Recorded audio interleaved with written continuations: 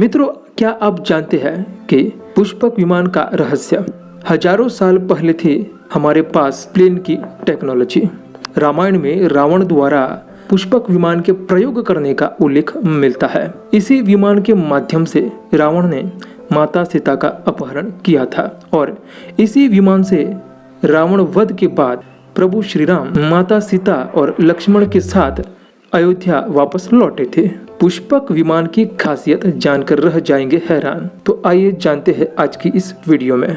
आप देख रहे हैं धर्मयुद्ध ज्ञान। तो मित्रों, विलंब किस बात का, धर्मयुद्ध और ज्ञान चैनल को अभी सब्सक्राइब करें और साथ ही बेल आइकन घंटी अवश्य दबाएं, लाइक करें और ज्यादा से ज्यादा शेयर करें और इस वीडियो को शुरू से अंत तक अवश्य देखिए। रामायण ग्रंथ में वर्णन मिलता है कि रावण के पास कई लड़ाकू विमान थे।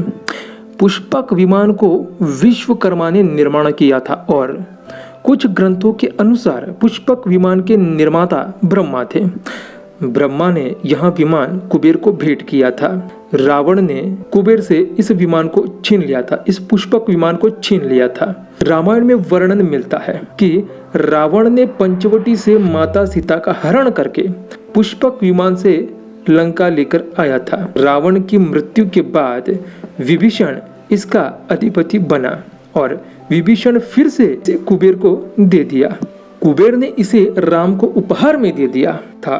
राम लंका विजय के बाद अयोध्या इसी विमान से पहुंचे थे। उल्लेखनीय है कि लंका में लड़ाकू विमानों की व्यवस्था प्रहस्त के सुपुर्द थी।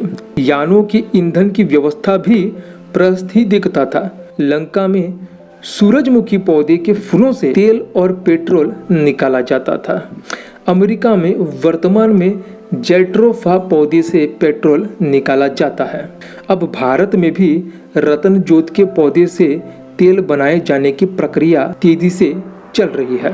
लंकावासी तेल शोधन में भी निरंतर लगे हुए हैं। रावण का वध करने के बाद लंका से अयोध्या जाते समय राम, लक्ष्मण, सीता एवं हनुमान जी इसी विमान से अयोध्या लौटे थे। श्रीलंका के श्री रामायण रिसर्च कमेटी के अनुसार रावण के पास अपने पुष्पक विमान को रखने के लिए 4 हवाई अड्डे थे। इन 4 हवाई अड्डों में से एक का नाम था उसानगोडा था। इस हवाई अड्डे को हनुमान जी ने जब माता सीता की खोज में लंका पहुंचे थे तब लंका दहन के समय जलाकर नष्ट कर दिया था। अन्य 3 हवाई अड्डे गुरुलोपोथा, तोतुपोलाकंदा और वारियापोला थे, जो वे सब सुरक्षित बच गए हैं। पुष्पक विमान की खासियत जाने।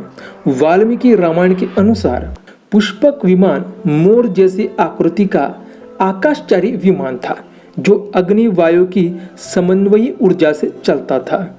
इसकी गति तीव्र थी और चालक की इच्छानुसार इसे किसी भी दिशा में गतिशील रखा जा सकता था। इसे छोटा बड़ा भी किया जा सकता था। यहाँ सभी ऋतुओं में आरामदायक यानी वातानुकूलित था। इसमें स्वर्ण खंभे निर्मित थे और यहाँ तक कि दरवाजे भी। मणि स्वर्णमयी सीढ़ियां भी थी।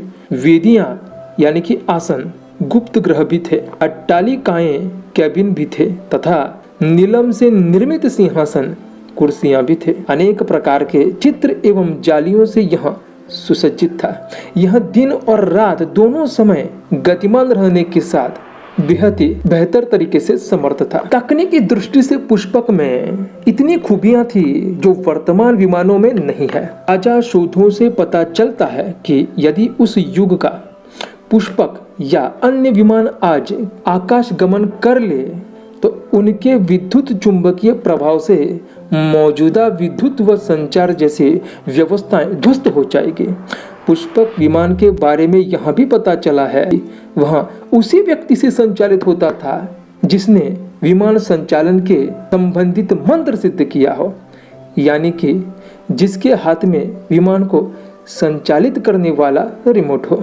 शोधकर्ता भी इसे कंपन तकनीकी यानी कि वाइब्रेशन टेक्नोलॉजी से जोड़कर देख रहे हैं। पुष्पक विमान की एक विलक्षणता यह भी थी कि वहाँ केवल एक स्थान से दूसरे स्थान तक ही उड़ान नहीं भरता था, बल्कि एक ग्रह से दूसरे ग्रह तक आवागमन में भी सक्षम था। यानी यहाँ अंतरिक्ष यान की क्षमताओं से भी युक्त था। पुष्पक विमान को लेकर पौराणिक कथाएं पुष्पक विमान को लेकर कई दूसरी पौराणिक कथाएं भी है। इनमें प्राचीन काल में उन्नत तकनीक वाले विमानों के बारे में पता चलता है। स्कंद पुराण के खंड 3 अध्याय 23 में इसका उल्लेख मिलता है।